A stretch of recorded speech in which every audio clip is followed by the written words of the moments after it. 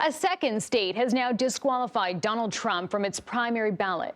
Maine's Democratic Secretary of State announced this decision late Thursday.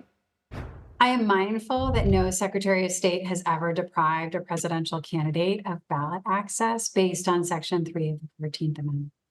And I'm also mindful that no presidential candidate has ever engaged in insurrection under Section 3 of the 14th Amendment. Maine is now the second state to disqualify Trump after Colorado State Supreme Court ruled the same thing just last week. Trump says he plans to appeal both states' decisions. CBS News congressional correspondent Scott MacFarlane joins us now to break all this down. Scott, thanks for being with us. Why was Maine's Secretary of State able to make this decision instead of a court? And how might this change the appeals process?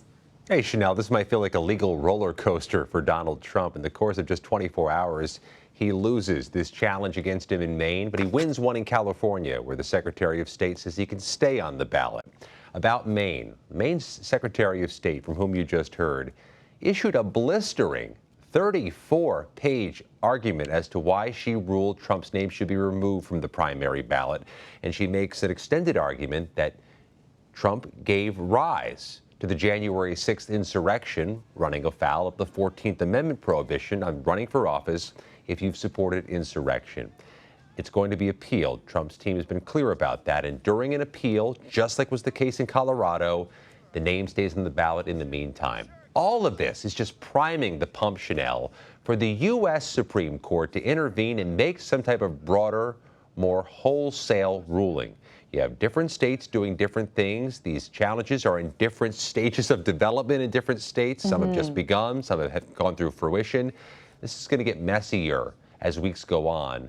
And the Supreme Court's now being asked by both sides, Trump's teams and the challengers, to get involved and get involved soon. So what is this process going to look like for the Supreme Court to take this up? The challengers who've been pushing this 14th Amendment argument, trying to get Trump off the ballot in states like Colorado and Michigan, Minnesota, and California, they say they want the High Court to have arguments as early as January 19th. That is remarkably soon and a remarkably fast clip at which the Supreme Court would work. That's not its muscle memory in many cases. But they've made that ask. We know the Trump team wants the Supreme Court to knock this stuff down. They call this all election interference. And it's worth noting, the Republicans challenging Donald Trump, trying to win that same nomination, win these same primaries, they're making the same argument. They believe this should be left up to voters, not up to the courts. But the supporters of the challenges, Chanel told me today, this is a reason the 14th Amendment has this provision, because you don't leave it up to the voters. We left it up to the voters in 2020, they say, and look what happened. You do it again, you have a chance of fomenting another insurrection.